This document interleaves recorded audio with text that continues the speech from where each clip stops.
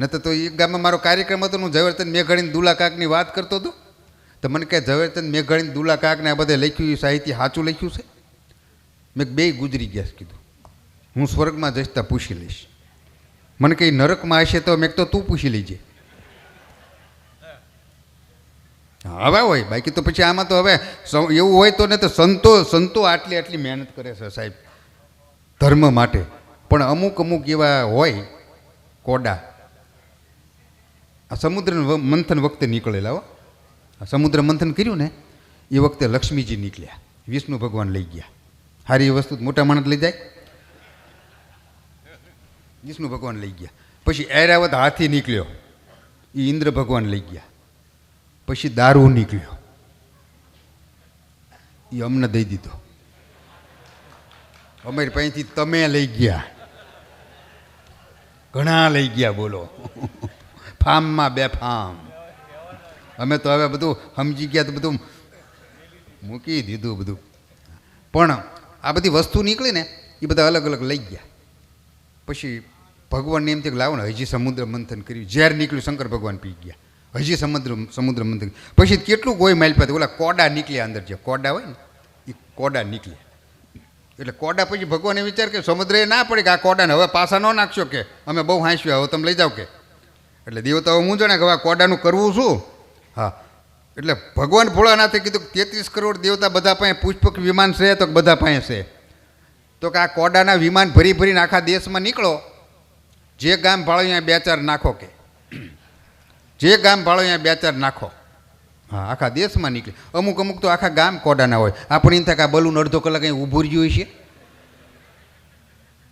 હા, એક તો આખું ગામ કોડાનું. બોલો, બધા વ્યસની. એમાં કૂવા કાંઠે 7-8 બહેનો પાણી ભરતા હતા ને, એટલે સંત ત્યાંથી નીકળ્યા. એટલે બહેનોએ સંતને કીધું કે બાપજી તમે સમાજને સુધારવા નીકળ્યા છો? તો કે હા. તો કે અમારા ગામમાં આ વ્યસની છે અને થોડાક દિવસ અહીં રોકાવો, પર્ણકુટીર બનાવી, અને થોડાક જો સુધરે તો અમારું જીવન સુધરે. હવે સંત તો બિચારા સુધારવા માટે એ માટે જ નીકળ્યા હોય. તો સંત અહીંયા મઢી બનાવી, આશીષભાઈ મઢી બનાવી, અને સંત બેઠા અને અહીંયા બોર્ડ માર્યું કે અહીં દારૂ છોડાવવામાં આવે છે. હાંજે ગયો, મારી ગયો એક, એ કે બાપુ દારૂ છોડાવો છો? તો કે હા. તો કે મારો 25 પેટી ધોલેરા પોલીસ સ્ટેશનમાં પકડાનો છોડાઈ દો ને. બાપુ કે કોડા હું પોલીસ સ્ટેશનમાં થોડોક છોડાવું કે હું તો આત્મામાં જ છોડાવું કે. પણ આ પાછા ઠેઠ સુધી લડી લે ને. બાપુને કે બાપુ એક કામ કરો, આત્મામાં જ છોડાવો તો કે આત્મામાં જ છોડાવો. તો બાપુ કે એમ નહીં, બધાને એક લેતો આય. તો બધા હાંજે 25-30 જણા ગયા હો, જેટલા પિતાથી બધા વ્યસની હતા એ બધા. હા, મેં બેહાર્યા બાપુએ વિચાર કર્યો કે આમને પ્રેક્ટિકલ કરીને દેખાડે એક દારૂમાં શું નુકસાન છે. કેમ કે સલાહ તો બધાએ બહુ આપી હોય, એમને બાપુજીનું ન માને સંતનું માને, એટલે સલાહ બહુ આપી હોય, પણ પ્રેક્ટિકલ કરીને દેખાડો ખરેખર દારૂમાં શું નુકસાની. એટલે સંતે 2 ગ્લાસ મગાવ્યા. એક ગ્લાસમાં પાણી ભર્યું, એક ગ્લાસમાં દારૂ ભર્યું, અને એક જીવડું લઈને 2 જીવડા લઈને 2 ગ્લાસમાં નાખ્યા. પાણીના ગ્લાસમાં જીવડું પીડ્યું ને એ ઉડીને જતું રહ્યું, દારૂના ગ્લાસમાં પીડ્યું ને મરી ગયું. એટલે સંતે કીધું કે આમાંથી કંઈ શીખ્યા? તો ઓલા કે હા. તો શું શીખ્યા? તો કે દારૂ પીવાથી પેટના જીવડા મરી જાય છે. લ્યો બોલો, એ ગોતી કાઢ્યું. બોલો, એ ગોતી કાઢ્યું. સમજ્યા? સંત કે હવે તમે લડો. હા એવું છે. તોય પછી આ તો સંત છે ને ભાઈ, તોય સંતે હજી એમ થયું લાવો ને હજી સુધારવું. બીજે દી પાસ બોલાવ્યા બધાને. હા, તે બીજે દી એક દારૂની ડોલ અને પાણીની ડોલું મૂકી 2, અને ગધેડાને બોલાવ્યો. ગધેડાને તે ગધેડો પાણીની ડોલમાં પાણી પીને જતો રહ્યો, અને દારૂની ડોલને પાટું મારીને ઢોળ દીધી. સંત કે આમાં જ કંઈ શીખ્યા? તો કે હા. શું શીખ્યા? તો કે ગધેડા હોય ને એ દારૂ નથી પીતા કે. બોલો, લડી જ લેવું છે ને શું ભાઈ. આમાં સંતો કેટલુંક મથે પછી. પણ વાત આપણે એ કરતો હતો કે હાસ્ય ગમે ત્યાંથી મળે. હા, એક જૂનો હું તમને યાદી કરાવું. છેલ્લે હજી આપણે બેનને સાંભળવા છે, છેલ્લી યાદી કરાવી દઉં. હું નાનો હતો ને તો ભાવનગર હતો, હાસ્ય ક્યાંયથી મળતા એ હું તમને કહી દઉં સાહેબ. આશીષભાઈ, એ વખતે ગુજરાતી ફિલ્મનો જમાનો હતો આપણો. ઉપેન્દ્રભાઈ ત્રિવેદી અને સ્નેહલતાનો સમયકાળ. આમાંથી જોયા હશે, એ બધાને ખબર હશે. ઉપેન્દ્રભાઈ ત્રિવેદી સ્નેહલતાને. આ બીજાએ આવીને પથારી ફેરવી. બાકી એ તો ઉપેન્દ્રભાઈ સ્નેહલતા વખતે તો ટોયકીજ ઉપર ટિકિટ ન મળે 6 મહિના સુધી સાહેબ. એવા આપણા ગુજરાતી પિક્ચરો હાલતા. અને હવે કોઈ નથી જોવા જતા એનું કારણ શું કે હવે આ બધાએ પથારી ફેરવી. અને ઓલા તો કેવા ડાયલોગ બોલતા છે. મારા તો બે પરમ સ્નેહી છે હો, ઉપેન્દ્રભાઈ ત્રિવેદી, સ્નેહલતાજી. ઉપેન્દ્રભાઈ ગુજરી ગયા પણ સ્નેહલતાજીના ઘરે જવું ઉપર તો હું એના હાથના રોટલા ઘડેલા ખાઈ આવ્યો. બોલો, આ ભેગા હતા. ઉપેન્દ્રભાઈ તો ખાલી ડાયલોગ જ બોલતા કે ગોરાંદે તારા હાથના ઘડેલા રોટલા ખાવાના તો મને ઓરતા છે અણાલ ને હું તો ઘરે જઈને ખાઈ આવ્યો હોત. આપણે ઓરતા પૂરા કર્યા. પછી એ સમયકાળ હતો સાહેબ. એ બોલે તો આપણને તો હજી બોલે ઉપેન્દ્રભાઈ. હા, કદાચ શેતલને કાંઠે નામનું પિક્ચર હોય, આ સંસ્કૃતિની યાદી હું આપને કરાવું છું. શેતલને કાંઠે નામનું પિક્ચર હોય, ઉપેન્દ્રભાઈ દેવરો બન્યા હોય, સ્નેહલતા આણલ બન્યા હોય મંગળભાઈ, અને એ વખતે ઉપેન્દ્રભાઈ બોલે કે આણલ તું તો મારા ઘરમાં હરતી ફરતી ને એ ઉલાર કરતી જોવાના તો મને ઓરતા છે આણલ, ની ઓરતામાં તો હું હજી જીવું છું. તો સ્નેહલતા કે વાહળી વગાડ દેવરા. તો ઉપેન્દ્રભાઈ કે એકલી વાહળી ન વાગે, વાહળીને તારા ગળાનો હથવારો ન મળે તો વાહળી વીજો ગણી લાગે. અને અહીંયા ગીત આવતું સાહેબ, રૂડીને રંગીલી વાલા તારી વાંસળી. એટલે આપણે જોવા જતા સાહેબ. અને અત્યારના તો કેવા ડાયલોગ બોલે, મને યુદ્ધમાં જવા દે રાધા. આમ યુદ્ધ થાય, બોલો ફાંકી ન નાખે, મને યુદ્ધમાં જવા દે રાધા. તાપર રાધા શું કે ખબર છે, રોમા માણે શું કે, યુદ્ધમાં નથી જવું નાથ, યુદ્ધમાં નથી જવું. તમે દમના દર્દી છો, નાકે શરદી છે, શેડા નીકળી જશે નાથ. તો બોલો એમ કે હા તો હવે તારા પ્રેમની આગળ મારું સુરાતન હારી ગયું, તલવાર હેઠે મૂકી દે. આ કોણ જોવા જાય ભાઈ? ઓલા તો મર્દા મર્દ હતા સાહેબ. હે પિક્ચરો આપણી સંસ્કૃતિના જ આવતા ને, આપણી ધરતીના પાદરતા વહેતા પાણી, રામ વળોણ, જોગીદાસ ખુમાણ ને હોથલ પદમણી, આપણી ધરતીના જ બધા આવતા સાહેબ. અત્યારે હવે તો પિક્ચરના નામે એવા થઈ ગયા. બોલો, મેં એક બોર્ડ વાંચ્યું હતું, ગોરી મને મિસ કોલ ન મારી. મેં તો બેલેન્સ પુરાઈ દે ને.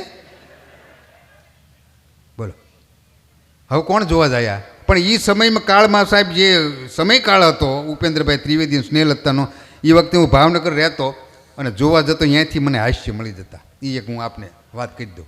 એકદમ હું જોવા બેઠેલો ને, થોડાક રહેવા દેજે ભાઈ, પૈસાને ખેંચે હો. હા તો પૈસાને ખેંચે. બાળકો બુદ્ધિશાળી હોય, ભગવાનનું સ્વરૂપ છે, પણ હખણા રહે તો.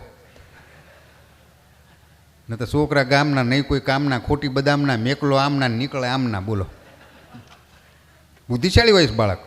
હા, મારો દીકરો છે ચંદ્રદીપ, એને મને એ પહેલી બીજી ધોરણમાં ભણતો હતો ને એક પ્રશ્ન પૂછ્યો હતો, હજી મને જવાબ નથી આવડતો. અત્યારે તો એના લગ્ન થઈ ગયા, પૂજ્ય મોરારી બાપુ પધાર્યા હતા, અને કેટલા આપણે ગુજરાતના સાધુ સંતો મારે ત્યાં પધાર્યા હતા, અને લગ્ન એના થઈ ગયા. બોલો, પણ હજી એને એ જવાબ મને નથી આવડતો. હા, એ નાનો હતો ને મને પ્રશ્ન પૂછ્યો, મંગળભાઈ મને કે પપ્પા તમારો જન્મ કયા જિલ્લામાં થયો? મેં કીધું મારો જન્મ સુરેન્દ્રનગર જિલ્લામાં, મૂળી. હા, હું પરમાર ક્ષત્રિય સમાજનો ભાણેજ છું સાહેબ, અને એનું મને ગૌરવ છે.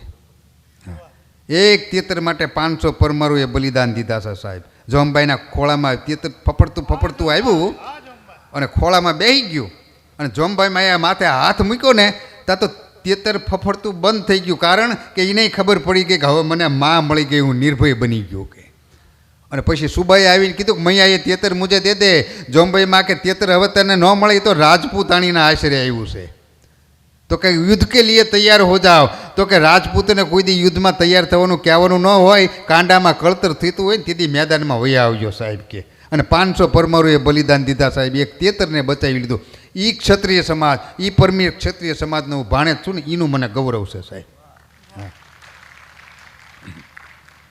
એટલે મેં કીધું મારો મૂળી જન્મ થયો સુરનગર જિલ્લામાં. તો મને કે મારા મમ્મીનો જન્મ કયા જિલ્લામાં થયો? મેં કીધું એ જામનગર જિલ્લામાં, લાલપુર તાલુકામાં, દલતુંગી. તો મને કે મારો જન્મ કયા જિલ્લામાં? મેં તારો અમદાવાદ જિલ્લામાં. તો મને કે લ્યો બોલો, આપણે તણીએ નોખા નોખા જિલ્લામાં જન્મ્યા તો એ ભગવાને ભેગા કેવી રીતે કર્યા કે? મેં કહા ભગવાને ભેગા નથી કર્યા, આપણી કઠણે કર્યા કીધું દીકરા. દાંપત્ય જીવન તો સારું હોય, મજા આવે હો. નદી એક બેન નદીએ નાવાઈ ગયા ને, આ જોરભાનું કલેક્શન ક્યાં ગયા? જોરભા નદીએ નાવાઈ ગયા ને એક બેન, ત્યાં ડૂબવા માંડ્યા, પણ વળી બાઇકના હારા હતા, તો કંઈક ઝાડવું હાથમાં આવી ગયું, બચી ગયા. પણ હોનાનો દોરો ડોકમાં પહેરેલો 2-3 તુલાનો, એ પાણીમાં ડૂબી ગયો. એના ઘરે આવીને કીધું એના ધણીને. એ કે તમે કેટલા ભાગશાળી છો કે હું ડૂબતી હતી પણ કે હોનાનો દોરો આપણો ડૂબી ગયો ને હું બચી ગઈ. તેનો ઘરવાળાઓ ન્યાકો નાખીને કે અરે રે જગતમાં કેવું છે કે સાચી વસ્તુ ડૂબી જાય છે ને ખોટી તરી જાય છે કે લે બોલો. હા એવું બને સાહેબ, એવું કંઈ નથી. કેમ દાંપત્ય જીવન તો સારું હોય જ મજા આવે ને. તો એક બેન તો એના પતિને કે મને સોનું હીરાન મોતી આપો. હવે એ બિચારાને 15,000 પગાર ક્યાંથી આપે? રોજ ઉપાડો કરે હો, રોજ ઉપાડો લે સોનું હીરાન મોતી આપો. એમાં એક દી સવારના ફોરમાં કે મને સોનું હીરાન મોતી આપો. ઓલો એ ભૂલ્યો નહીં ને તે ફળિયામાં ધૂળ મુઠ્ઠી લાવીને હથેળી મૂકીને કે લે મેરી દેશ કી ધરતી સોના યુગલે યુગલે હીરે મોતી કે ગીત ઉપાડ્યું. પણ બેને માથાની હતી હો સાહેબ, એને ફેરવીને ફડાકો માર્યો ને એને લોકગીત ઉપાડ્યું, ગીત ઉપાડ્યું કે એ દેશ હે વીર જવાનો કા યલે બેલો કા મસ્તાનો કા કે. આ બધા દાંપત્ય જીવનના જોક્સ હોય છે. પણ અમે એ વખતે આ જોક્સ મને ત્યાંથી મળી હતા સાહેબ. આગળ 4-5 દીકરીઓ બેઠેલો આશીષભાઈ, આ સત્ય ઘટનાનો પ્રસંગ. હા 4-5 દીકરીઓ બેઠેલા, જે સીન આવે ને એ બોલ બોલ કરે. જોવા જ ન દે મને જાણીને બાપુજીએ બનાવ્યું હોય, જે સીન આવે એ બોલ બોલ કરે. એમાં એક સીન સરસ આવ્યો સાસુ વહુનો સીનો. આ એના સાસુ વહુને સારી રીતે સાચવે, નવા નવા હાડલા લઈ દે, આડે આડે કામ કરી દે. આવો સીન આવ્યો ને તો એક દીકરી બોલી એ કે આવા સાસુ મને મળે તો કેવું સારું. પછી ખોટું શું આશીષભાઈ, મેં ડોકું કાઢીને કીધું મેં મારબા એવા જ છે. એવા સાસુ જોતા હોય પાનેતર પહેરીને વહી આવો કીધું, અમે તમારા પગલે પગલે પ્રાણ પાથરશું. અહીંયાથી એકદમ તું જોવા બેઠેલો ને મંગળભાઈ સત્ય ઘટના જોવા બેઠેલો ને, મારે આગળ એક કપલ આવેલું, 2 માણસ તાજા લગ્ન કર્યા છે કપલ આગળ ઓલામાં જોવા બેઠેલા. એમાં પિક્ચરમાં ઇન્ટર પડ્યું ને, ઇન્ટર મીન ધતુરો બહાર ખારસિંગ લેવાઈ ગયો. એ વખતે ઇન્ટરમાં ખારસિંગ લેવા જતા આમાં વડીલો બધાને ખબર હશે, ઇન્ટર પડ્યા ખારસિંગ લઈને પાછો આવ્યો ને તો પિક્ચર ચાલુ થઈ ગયું એટલે ટોકીજમાં અંધારું થઈ ગયું. તેની વહુની લાઈન ભૂલી ગયો ને મારી લાઈનમાં આવ્યો. મેં કીધું આ મરવાનો થયો. પડકે ખુરશી ખાલી હતી ત્યાં બેઠો. એને તો બચારાને એમ જ હોય ને મારા ઘરના પાસે બેઠો. પછી કાગળ એવું ખાઈને મેં કહે લે ખારસિંગ ખા. તો હું તો મીંડો ખાવા આશીષભાઈ. એ એક બુકડો ખાઈ તો આપણે 2, આપણે અંધારાનો પૂરેપૂરો લાભ લીધો. ફોઈતરે રહ્યા હતા હું ફાંફા માર્યા હતા બોલો. આ દીગુભા ચુડાસમાં એ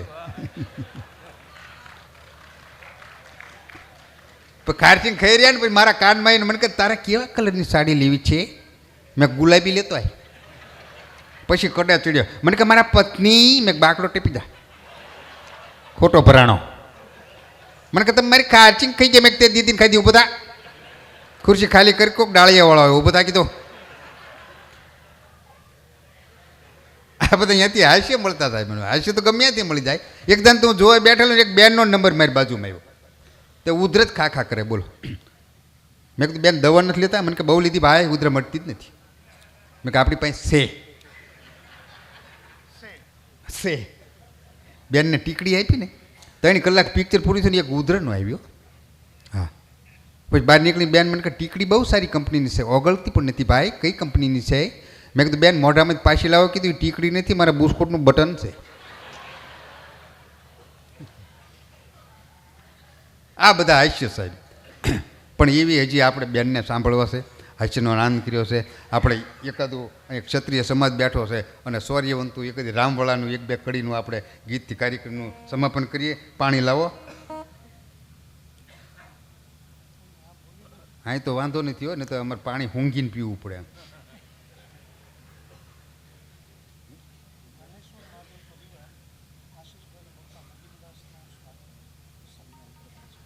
ધાનેશ્વર મહાદેવ પરિવારના શ્રી નગીનદાસ બાપુનું સ્વાગત સન્માન કરવા માગે છે.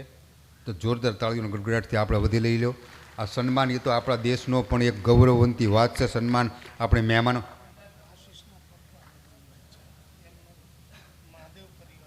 હા મહાદેવ પરિવાર જ કરવા માગે છે ને આશીષભાઈ પપ્પાનું. આપણું તો નથી લખ્યું આમાં, આપણું નથી લખ્યું, એમનું લખ્યું છે. થંભ થડકે મેળી હશે ને ખેલણ લગે ખાટ ભલે ને મહેમાન પધારીએ અમે જેની જોતા હતા વાઇટ સાહેબ. આ આપણા દેશની એક ગરિમા છે. હા અમારા સન્માનમાં ઘણી વખત જોક્સ થઈ જાય. બોલો એક ગામમાં કાર્યક્રમ હતો ને તો એ બોલ્યા એ કે દીગુભા બાપુનું સન્માન આપણા ગામના સરપંચ ભગા બાપા સાલ ઉડાડીને કરશે. ભગા બાપા આવ્યા હો ધોળી હબાંગ સાલ લઈને, જાણે ખાપણ લઈને આવતા હોય. હા 10 મિનિટ સુધી મને સાલ ન ઉઠાડે. મેં કીધું બાપા સાલ તો ઉઠાડો. તો મને કે હુઈ જાવ તારું ઉઠાડું ને કે એને કાયમ હુતેલાને જ ઓઢાડી લીધી. એટલે સન્માનમાં ક્યારેક અમે થઈ ગયું, પતી ગયું, થઈ ગયું સન્માન. સન્માન કેવું પામશો મૃત્યુ પછી રવિ, એ તમાશો જોવા માટે ખુદને ગુજરી જવું પડે છે સાહેબ. આપણે મરીને પછી આપણે સન્માન કેવું છે એ ખબર પડે. આ તો સાહેબ જીવતા સન્માન થતા હોય ને એના તો કેટલા બલિદાન બોલતા હોય સાહેબ. થઈ ગયું સન્માન બાપુ.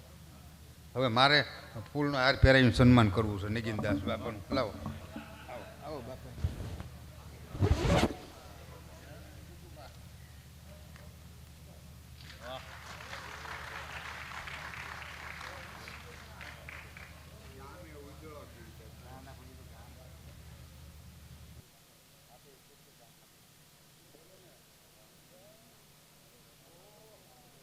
હાલ 2 મિનિટ આપે.